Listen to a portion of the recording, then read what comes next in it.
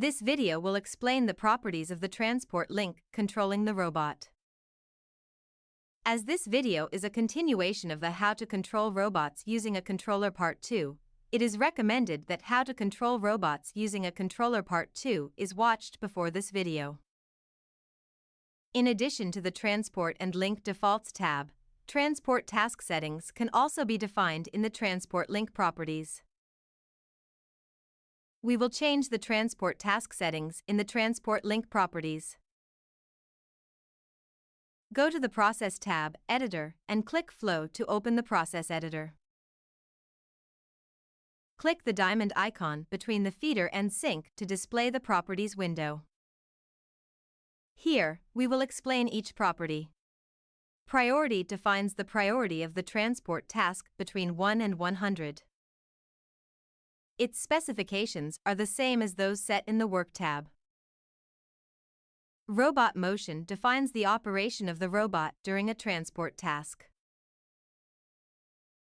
This can be set to either automatic, record routine, or execute routine. When set to automatic, the robot is controlled to execute transport tasks using the internal logic of the controller.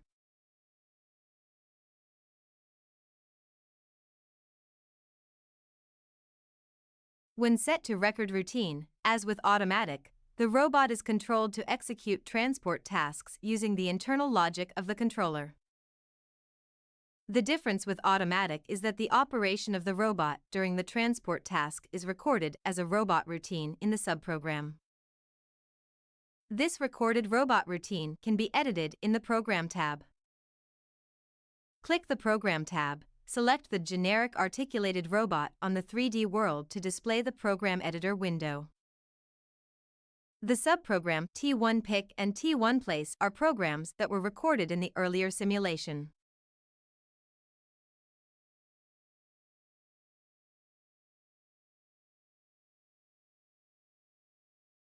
When robot motion is set to execute routine, the robot routine with the name specified in routine name is executed.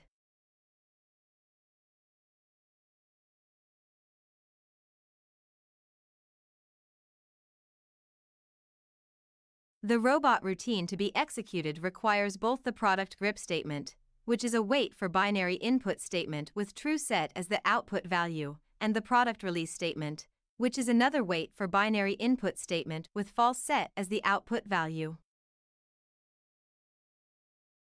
Also, this signal requires the setting of the grasp signal port index in the Advanced tab to be used.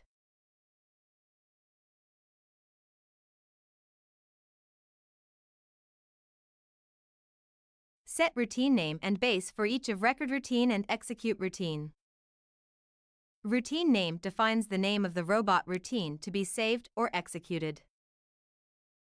Here, as T1 is defined to routine name, T1 Pick and T1 Place under subprogram are the target programs.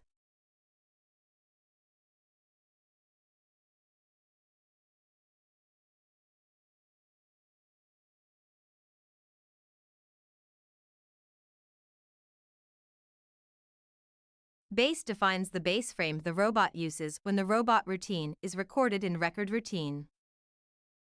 The base frame is a coordinate system used by robots or other components to simplify its location on the 3D world.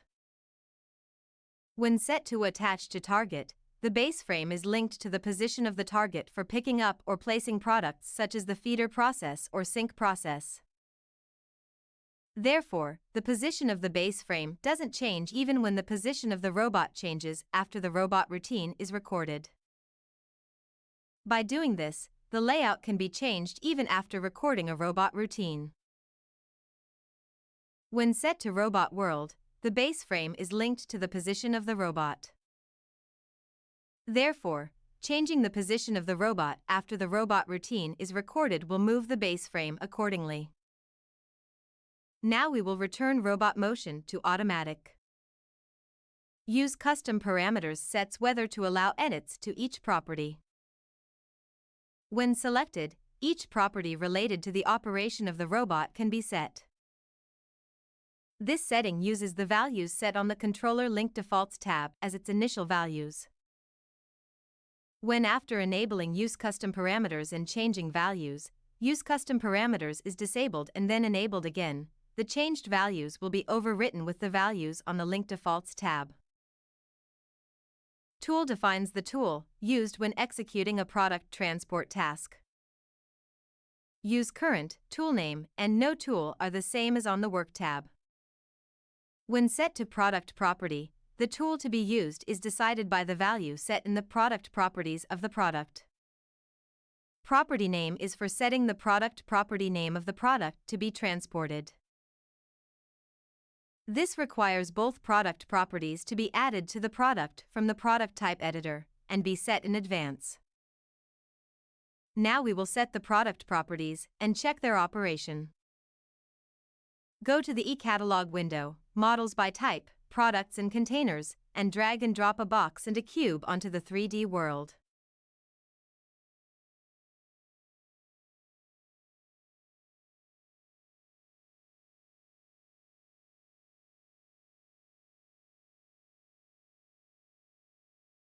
Then, go to Models by Type, Robot Tools, Visual Components, and drag and drop a generic 3-jaw gripper onto the 3D world, and change its name to Tool 1.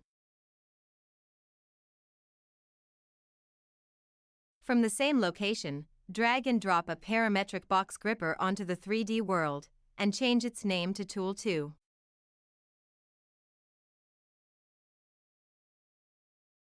Next, go to the Process tab, Editor, and click Product to open the Product Type Editor window. Then with Flow Group Number 1 selected, click Product Definition indicated by the plus sign on the top right, then click Add Product Type twice. Select Product Type Number 1, change its name to Box, click Pick Component from 3D World indicated by the mouse cursor icon next to the Component URI input field, and select the box on the 3D world. Go to the Product Type Editor window, click the plus icon next to Box to expand it, right-click Product Properties, and click Add Product Property. To the added product property, set Name to Tool Name, Type to String, and Default Value to Tool 1. We will now also set Product Type Number 2. Change its name to Cube. Click the Pick Component from 3D World icon and select Cube on the 3D world. Go to the Product Type Editor window, click the plus icon next to Cube to expand it, right-click Product Properties, and click Add Product Property. To the added product property, set Name to Tool Name, Type to String, and Default Value to Tool 2. Click the Feeder process on the 3D world. From the Component Properties window, click the Product Creator tab. Set Feed Mode to Distribution and Limit to 100, and from Select Parts, select Box and Cube. Click the diamond icon between Feeder and Sink. Change Tool to Product Property. Set Property Name to Tool Name.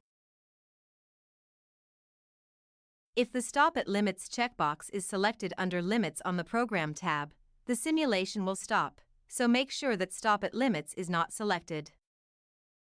Play the simulation. When the transport task is executed, the tool that matches the tool name set to each product is used. If a product property that matches the character string set under property name does not exist, an error will be outputted.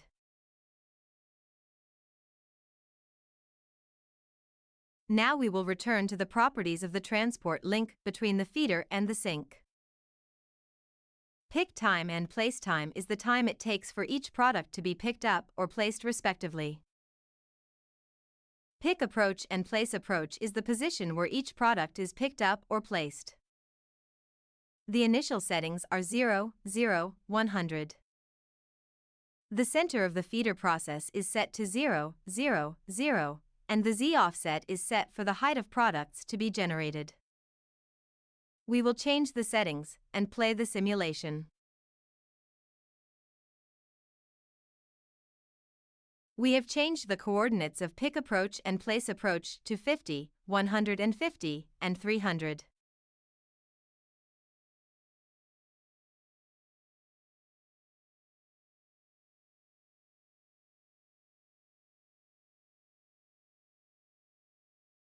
The robot now moves differently when picking up and placing a product.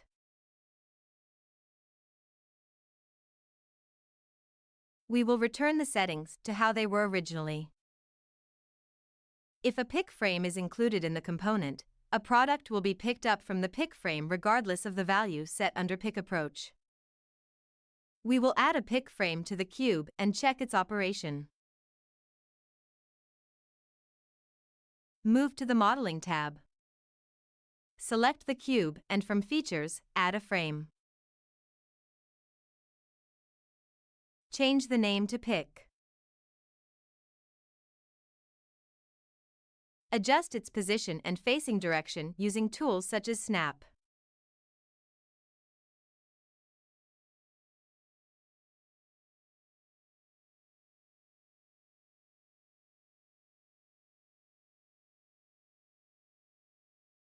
Next, we will change the product type. Go to the Process tab and click Products. Click Cube, delete any set values in Component URI, and press the Enter key. After that, click the Pick component from 3D World icon and click Q.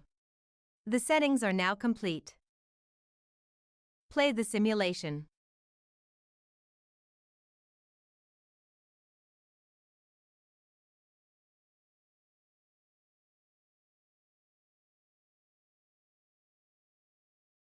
When the cube is picked up, it is now picked up from the pick frame.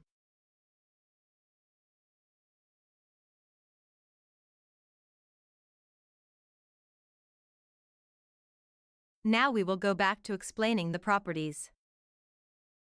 Pick approach frame filter and place approach frame filter filters frames that finish in the specified character string within the frame of the process component. When moving to each operation position, it will be passing the filtered frames. When set to its initial settings, the operation will not be affected as there is no frame that includes the approach character string in its name. We will change the settings and check the operation. Change Pick Approach Frame Filter to Frame. Click the Modeling tab. Move the position of the feeder process interface frame upwards.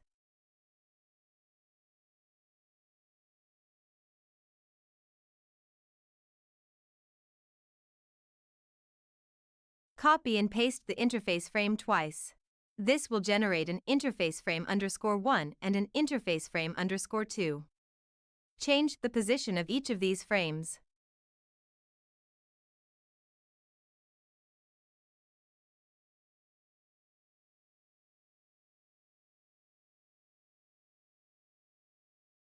Play the simulation.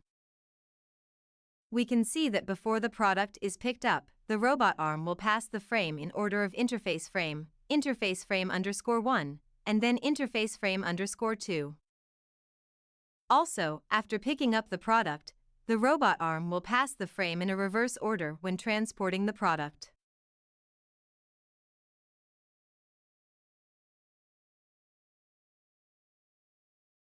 Pick approach direction and place approach direction defines from which direction the robot arm moves towards a product when picking up or placing a product.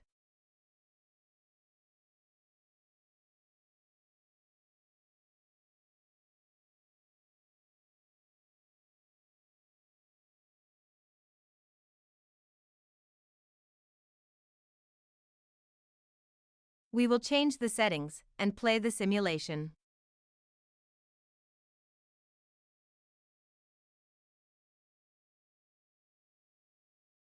Here, we have changed the pick approach direction and place approach direction to -Z. The direction in which the robot arm moves when picking up or placing a robot has changed. This setting is not applied to pick frame defined products.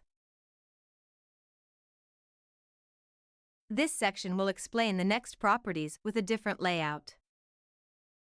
Go to the eCatalog window, models by type, layout templates, and drag and drop a dual gripper machine tending onto the 3D world.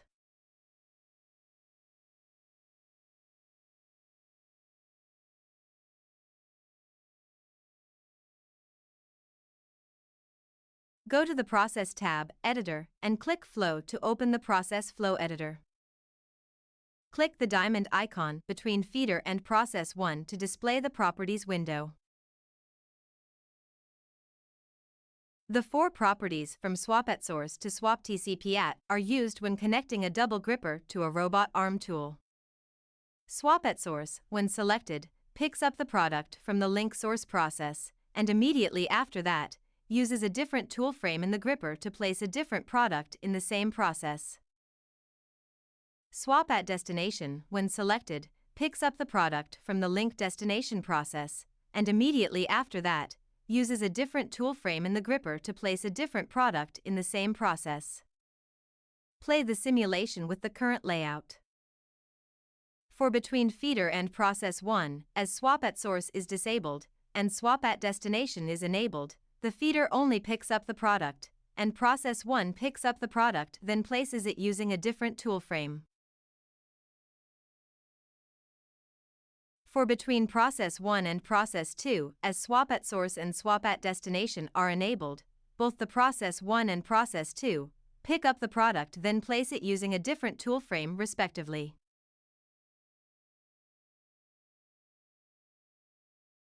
For between Process 2 and Sync, as Swap at Source is enabled, and Swap at Destination is disabled, the Process 2 picks up the product then places it using a different tool frame, and the Sync only places the product.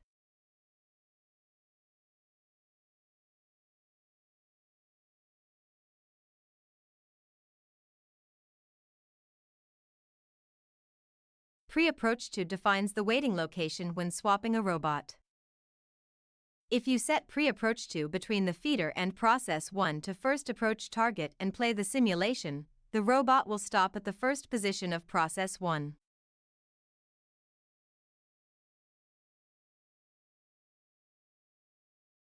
If you set the pre-approach to between the feeder and Process 1 to last approach target and play the simulation, the robot will stop at the last position of Process 1.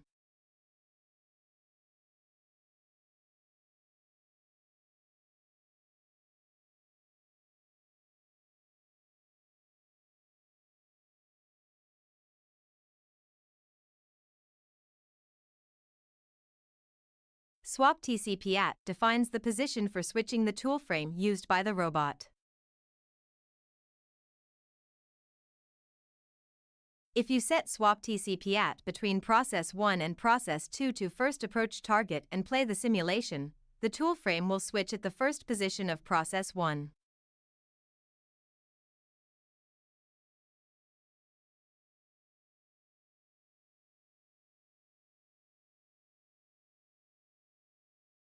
If you set Swap TCP at between Process 1 and Process 2 to last approach target and play the simulation, the tool frame will switch at the last position of Process 1.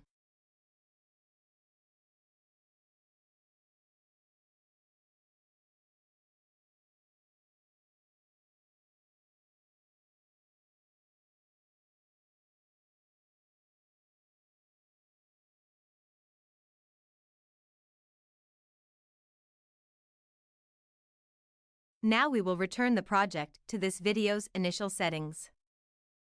Set the properties from Pick Position Offset to Robot Joints on Move when the robot is connected to the robot floor track. We will connect the robot and the robot floor track and check its operation. Go to the eCatalog window, Models by Type, Robot Positioners, and drag and drop a robot floor track onto the 3D world.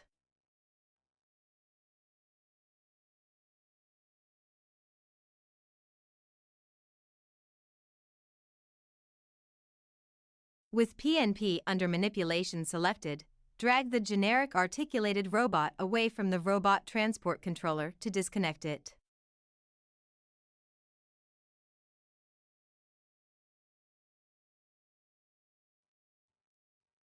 Drag the robot transport controller towards the pedestal of the robot floor track to connect it.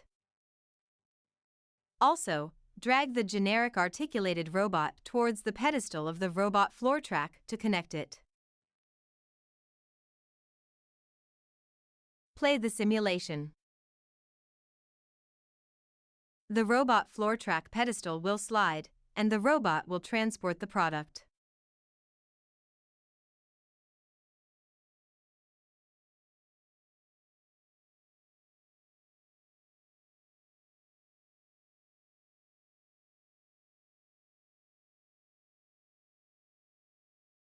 Pick position offset and place position offset are offsets based on the position of a component that picks up or places products, and sets the positions where the robot picks up and places products. Position tolerance defines the range based on the place where products are picked up and placed. If there is already a robot in the range, the robot's movement on the robot floor track will be filtered. Joint speed defines the speed when a robot moves on the robot floor track. The speed is set as a percentage of the value found in the properties for the maximum speed that is set for the robot floor track. Robot joints on move defines the posture of the robot when the robot moves on the robot floor track. The angle of each joint is set by separating each value with a comma. Implementer defines to which controller this process flow transport task is allocated. This concludes the explanation of the properties of the transport link. Thank you for watching.